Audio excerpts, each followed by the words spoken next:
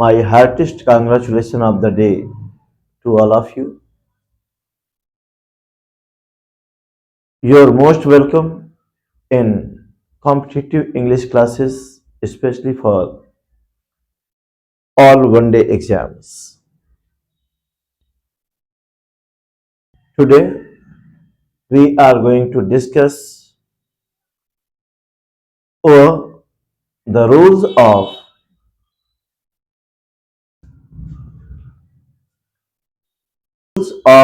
adverb.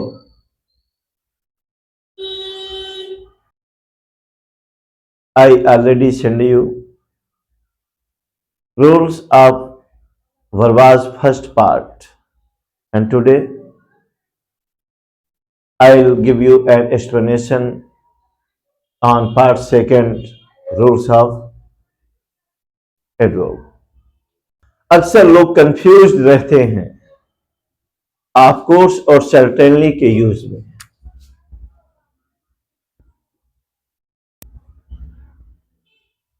Of course certainly के use में लोग अक्सर कंफ्यूज रहते हैं कि हम ऑफ कोर्स का यूज कब करें, सर्टेनली का यूज कब करें। मीनिंग दोनों का लगभग सेम होता है। तो आइए मैं आपको बताता हूं आप ऑफ कोर्स का यूज कब करेंगे और सर्टेनली का कब।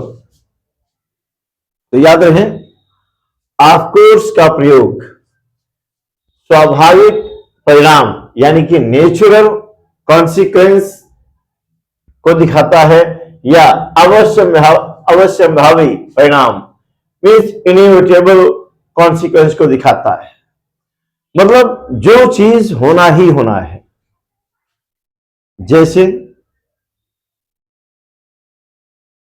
हीट के पास चीजें ले जाने पर वो मेल्ट होंगी, हीट के पास आग के पास चीजें ले जाने पर उनमें भी ऊष्मा आएगी, हीट होंगी। तो जो नेचुरली प्रोसेस है, तो नेचुरली प्रोसेस नेचुरली परिणाम को दिखाने के लिए जिन चीजों का होना ही होना, जैसे लोग परिश्रम करेंगे तो उन्हें जिस क्षेत्र में परिश्रम करेंगे वहां पर सफलता मिलेगी ही मिलेगी। तो ऑफ कोर्स का प्रयोग आप उन चीजों के लिए करते हैं जो स्वाभाविक परिणाम दिखलाते हैं या जो अवश्यंभावी परिणाम दिखलाते हैं, होना ही होना है। जबकि आप सर्टेनली का प्रयोग अवश्य या निसंदेह का भाव प्रकट करने के लिए किया करते हैं। सर्टेनली का प्रयोग आप कर पढ़ते हैं अवश्य या निसंदेह, नो डाउट का सेंस देने के लिए आप सर्टेनली का यूज करते हैं। आइए देखते हैं, हम लोग एग्जांपल देख रहे हैं। एग्जाम्पल फर्स्ट देख रहे हैं, वह निश्चित तौर पर या वह अवश्य ही मीटिंग अटेंड करेगा। वह अवश्य ही मीटिंग अटेंड करेगा या वह निसंदेह मीटिंग अटेंड करेगा। उसकी इंग्लिश है he will certainly attend the meeting. जबकि सेकेंड आप एग्जाम्पल देख रहे हैं, there is of course an element of truth in this discussion. इस डिस्कशन में, इस बातचीत में of course an element of truth वास्तव में एक सत्य का एलिमेंट है, सत्य का अवयव है, सत्य का फैक्ट है।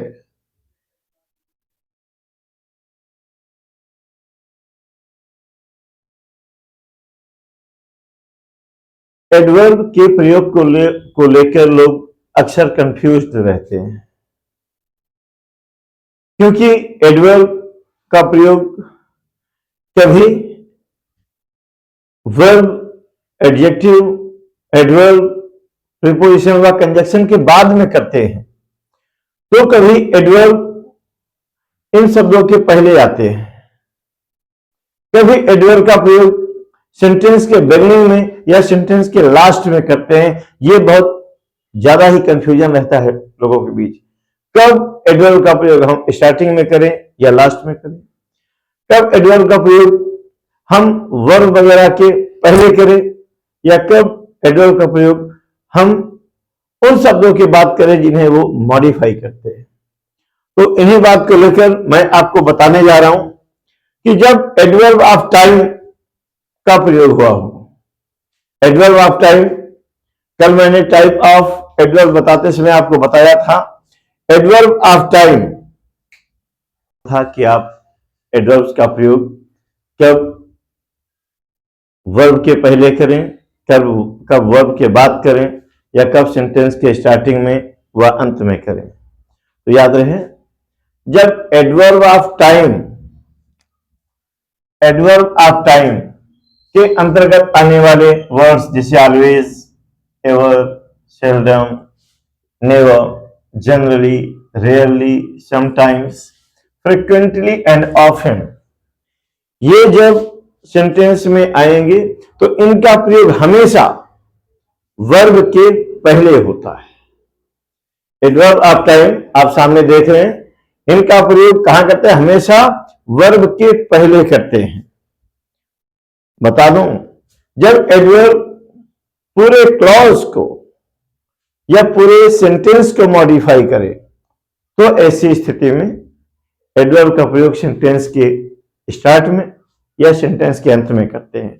तो आइए लेते हैं इसका एग्जांपल एडवर्ब ऑफ टाइम का, जिनका प्रयोग प्रायः हम वर्ब के पहले करते हैं। जी, आप एग्जांपल देख रहे हैं कि फर्स्ट सेंटेंस में आपका नेवर एडवर्ब है जो कि एडवर्ब ऑफ टाइम है। सेकंड सेंटेंस में ऑलवेज एडवर्ब है जो कि एडवर्ब ऑफ टाइम है। थर्ड सेंटेंस में सेल्डम, ये भी एडवर्ब ऑफ टाइम है। और फोर्थ में समटाइम्स, ये भी एडवर्ब ऑफ टाइम है। और मैंने बताया एडवर्ब ऑफ टाइम हमेशा उन वर्ब्स के पहले आते हैं जिन्हें वो मॉडिफाई कर रहे होते हैं। अपेक्षा है आप मेरी बात को समझ रहे होंगे। और अब हम ऐसे एडवर्ब्स का एग्जांपल देंगे जो सेंटेंस के बिगिनिंग में या सेंटेंस के अंत में आते हैं। कब ऐसा होता है, मैंने बताया जब सेंटेंस पूरे क्लॉज या पूरे सेंटेंस को मॉडिफाई करेगा तो एडवर्ब का प्रयोग आप सेंटेंस के बिगिनिंग में या लास्ट में करते हैं। देखते हैं एग्जांपल। आप एग्जांपल देख रहे हैं, यहां पर ट्रूली स्पीकिंग एडवर्ब है और यहां पर सेकंड में हार्डली एडवर्ब है। इनका प्रयोग स्टार्टिंग में हुआ है। क्यों हुआ है, मैंने आपको बताया है। जब एडवर्ब पूरे सेंटेंस को मॉडिफाई करे या पूरे क्लॉज को मॉडिफाई करे तो ऐसी स्थिति में एडवर्ब का प्रयोग सेंटेंस के स्टार्टिंग में करते हैं। आप देख रहे हैं, फर्स्ट का मीनिंग है सही बोलूं तो वो विलेन थी। सही बोलूं तो वो विलेन थी, वो विलेन थी। पूरे इस पार्ट को, पूरे इस सेंटेंस को ये मॉडिफाई कर रहा है, इसलिए इसका प्रयोग स्टार्टिंग में हुआ है। Hardy had Radha reached her village when her father left the world. Radha मुश्किल से गांव पहुंची ही थी जब उसके फादर दुनिया छोड़ दिए।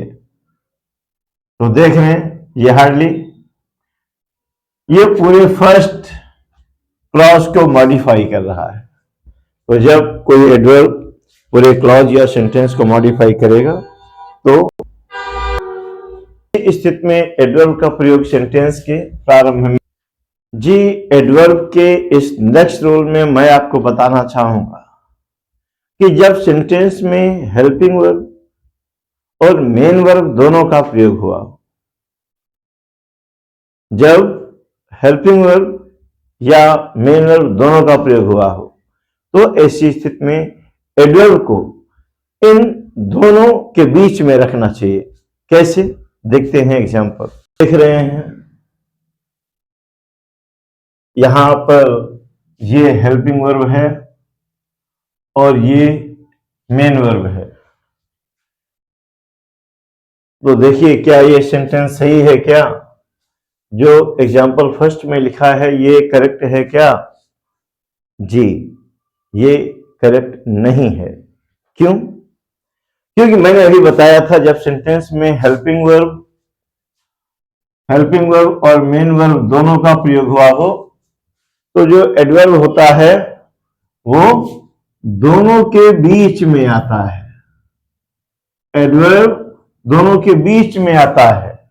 यदि आप सेंटेंस को करेक्ट करना चाहते हैं तो आपका ये करेक्ट सेंटेंस होगा, the children of this group will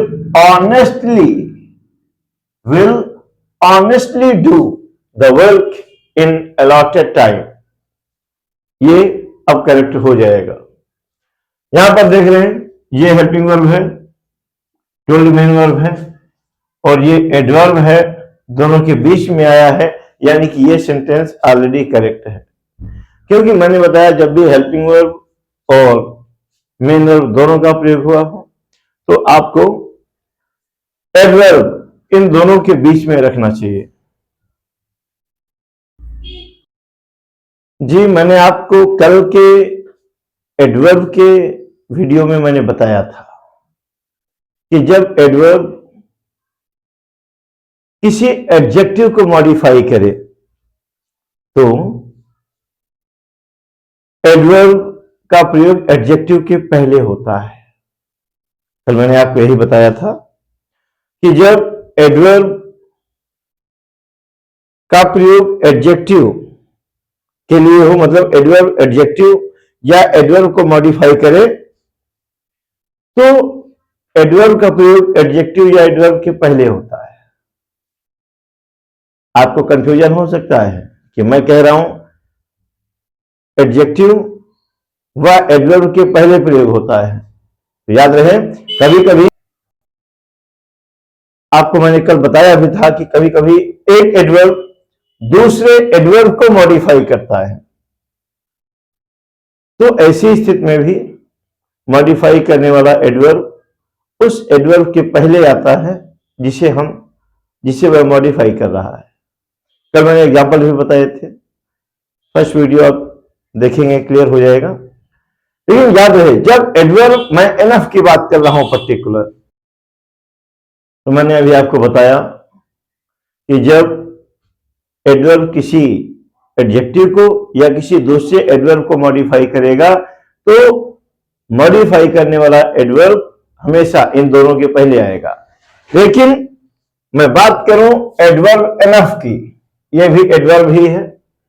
मैं बात कर रहा हूं एडवर्ब एनफ की, जब ये एडजेक्टिव व दूसरे एडवर्ब को मॉडिफाई करेगा तो एनफ का प्रयोग हमेशा उस एडजेक्टिव या उस एडवर्ब के बाद में प्रयोग किया जाएगा जिसे वह मॉडिफाई कर रहा है। कैसे? देखते हैं एग्जाम्पल। आप देख रहे हैं मैंने बताया था कि जब एनफ किसी एडजेक्टिव या किसी एडवर्ब को मॉडिफाई करे, जब एनफ किसी एडजेक्टिव या किसी एडवर्ब को मॉडिफाई करे तो एनफ का प्रयोग हमेशा एडजेक्टिव व उस एडवर्ब के बाद में होता है जिसे वह मॉडिफाई करता है। आप सेंटेंस देखकर समझ सकते हैं। आपका नेक्स्ट रोल है। मैं आपको बता दूं, लोगों के बीच अक्सर कंफ्यूजन रहता है कि वे वेरी का प्रयोग कब करें और मच का प्रयोग कब करें। तो आपको जानना चाहिए, वेरी का प्रयोग आप पॉजिटिव डिग्री में करते हैं।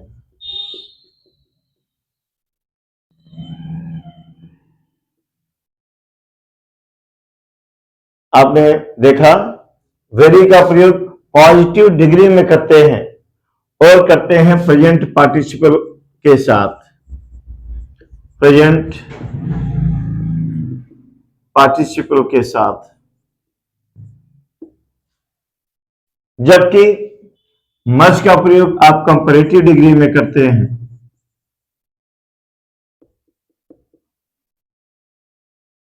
और करते हैं आप पास्ट पार्टिसिपल के साथ।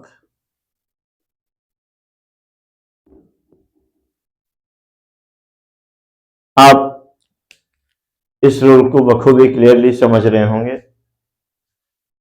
मच वेरी का प्रयोग कब करेंगे और मच का प्रयोग कब करेंगे? आपने देखा वेरी का प्रयोग पॉजिटिव डिग्री में करते हैं और प्रेजेंट पार्टिसिपल के साथ करते हैं। मच का प्रयोग कब होता है? मच का प्रयोग आप कंपैरेटिव डिग्री में करते हैं और आप पास्ट पार्टिसिपल के साथ करते हैं।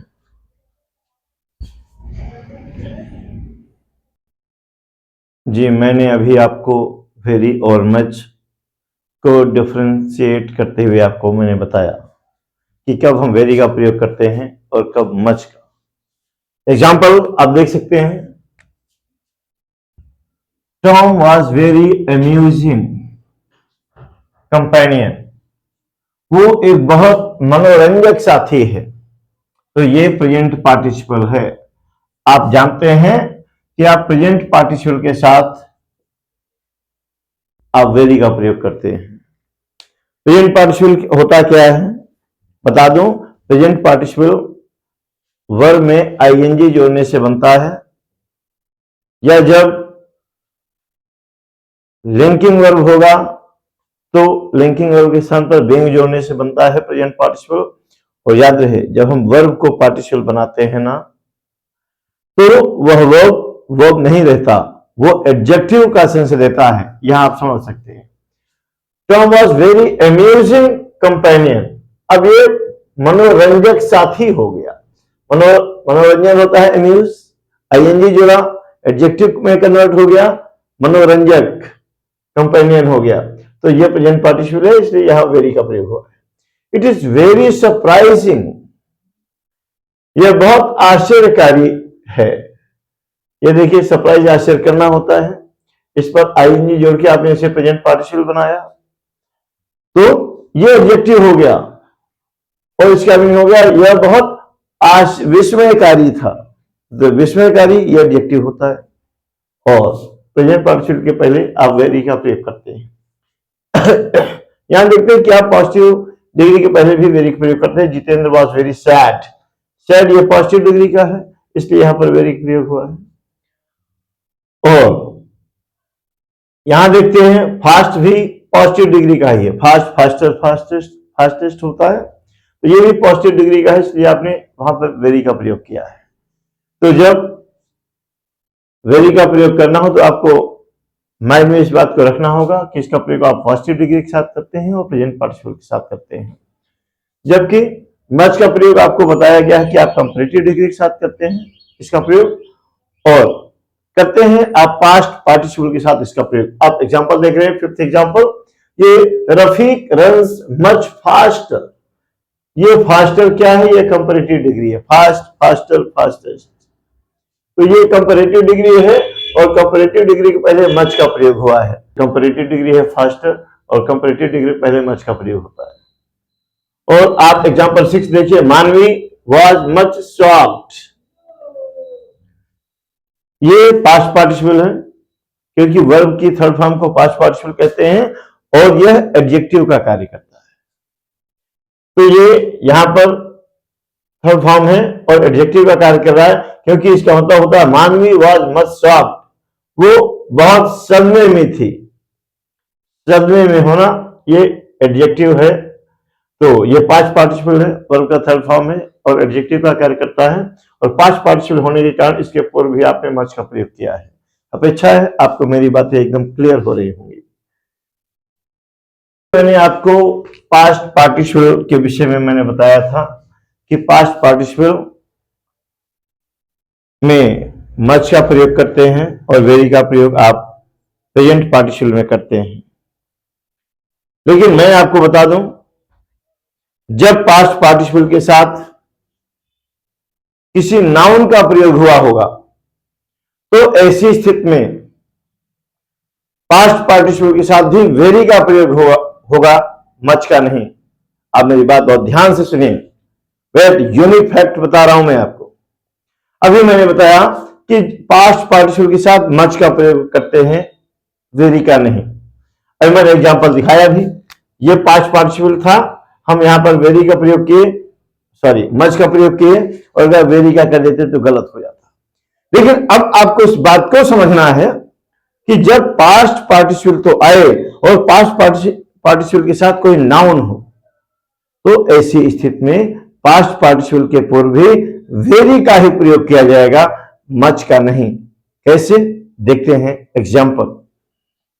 अब आप एग्जाम्पल देखिए जो मैंने अभी बताया।